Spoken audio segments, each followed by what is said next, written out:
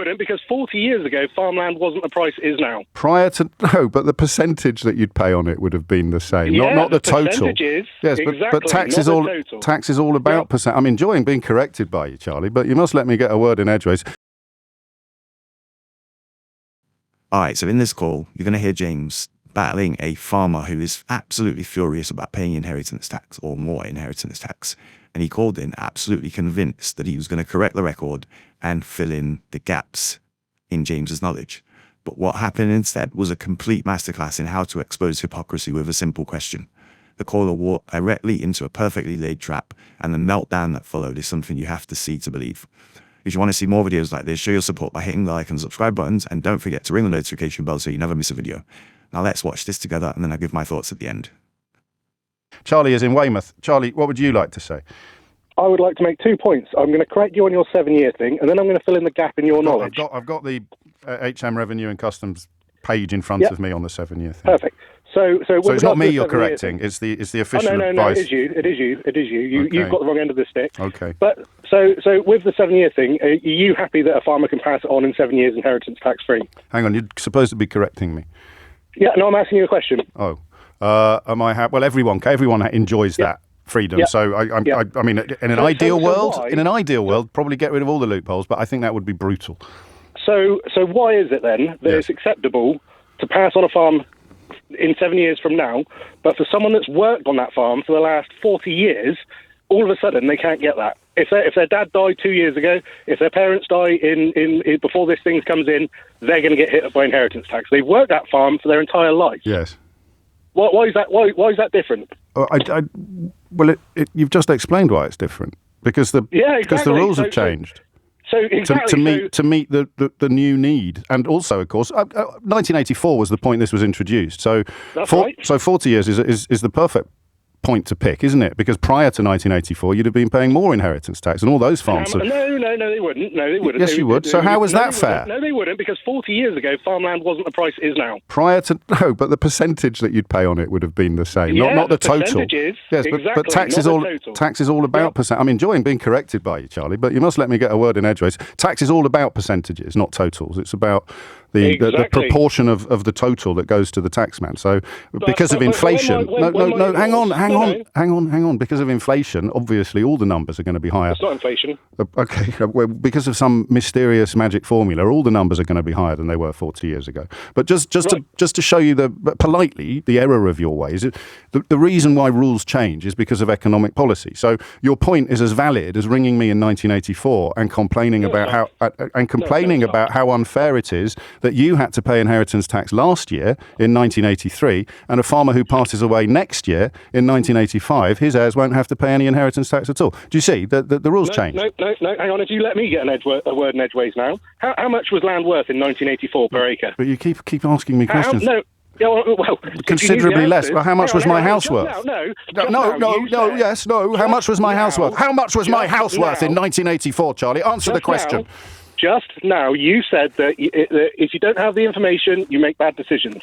So in 1984, the average cost of an acre was £3,780. And the average cost of a house? I've no idea. I'm not talking about houses, I'm talking about acres. No, you're talking about inheritance tax, which applies to houses. So what was the average cost of a house in 1984? I've no idea, James. I don't care about houses. I'm caring about acres. That's okay, what we're about. I'll give you a spoiler alert. They cost a lot less 40 years ago than they do now. But the percentage of tax that you pay is the same regardless of how much the estate is worth.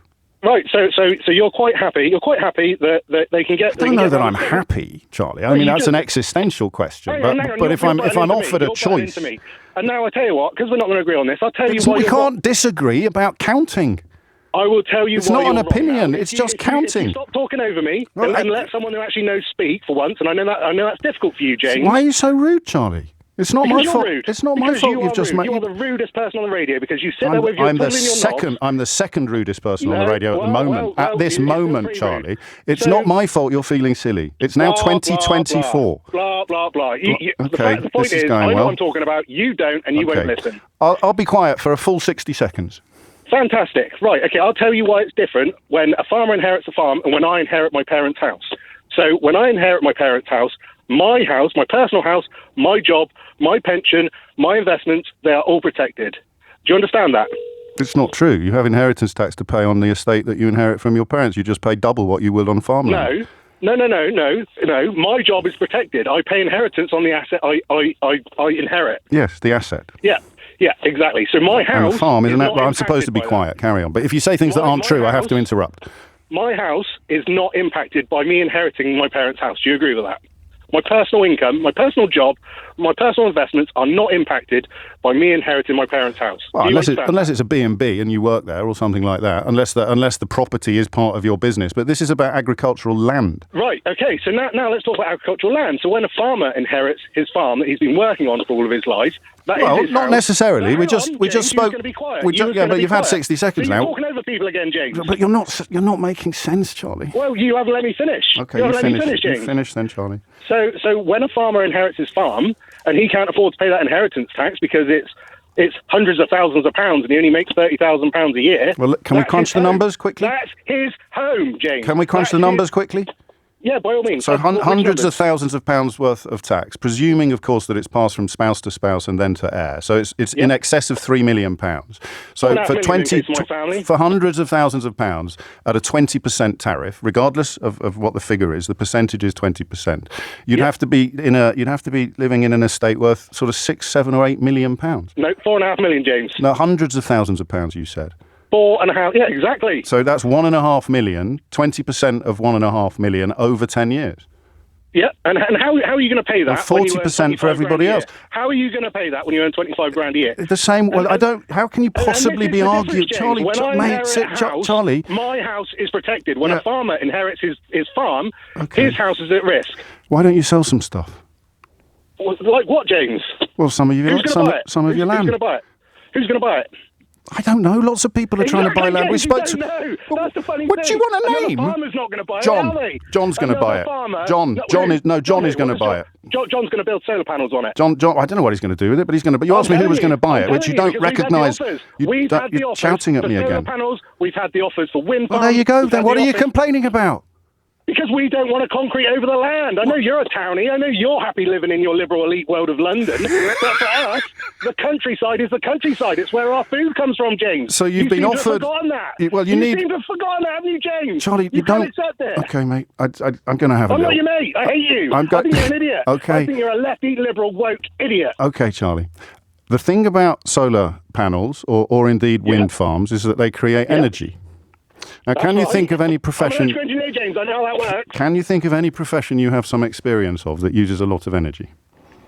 Yeah, absolutely. I'm an electrical engineer, James. So all of the things I do requires a lot of energy. Oh, okay. So finding ways to produce energy. At the moment, what's rapeseed oil used for? Oil, cooking oil for a start. No, what's it used for? It's used to produce energy, right? No, cooking oil. That's heat.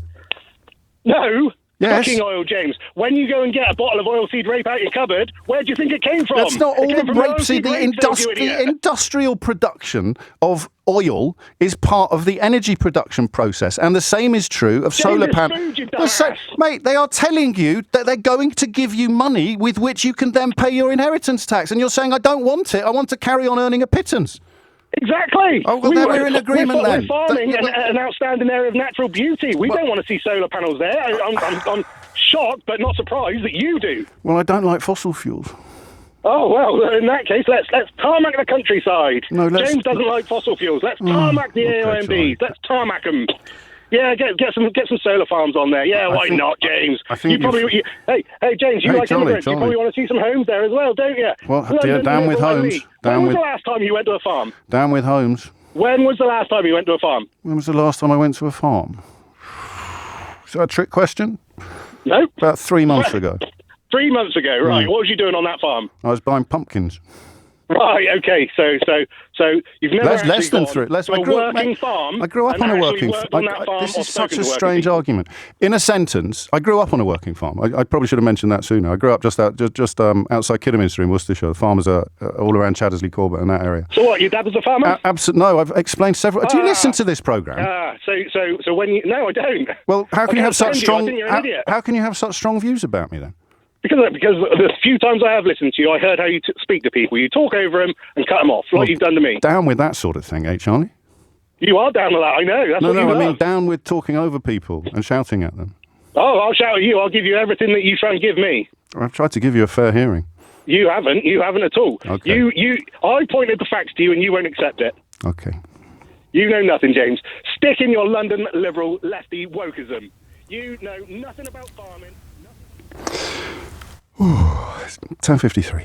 All right, so let's break that down in a clear and sensible way. The caller's entire argument rests on the idea that inheritance tax is fundamentally unfair to farmers. He paints a picture of a struggling family man earning just £30,000 a year, at the risk of losing his home and livelihood to a crippling tax bill.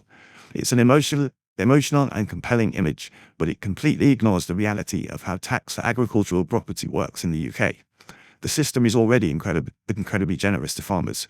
A specific rule called agricultural property relief is designed to prevent farms from being broken up to pay inheritance tax. For most working farmers who own and farm their land, this relief is often 100%, meaning the agricultural value of their property can be passed on completely tax-free. The tax system is structured this way precisely to help genuine family farms continue from one generation to the next. What James exposed in the quote is that this was never really about a farmer facing poverty. When asked why he couldn't sell a small piece of his multi-million-pound estate to cover any potential tax, the caller admitted he already had offers from energy companies, but didn't want to accept them. He rejected the solution not because it was impossible, but because he didn't like the idea of solar panels on what he called an outstanding area of natural beauty. So his problem wasn't financial survival, it was personal preference.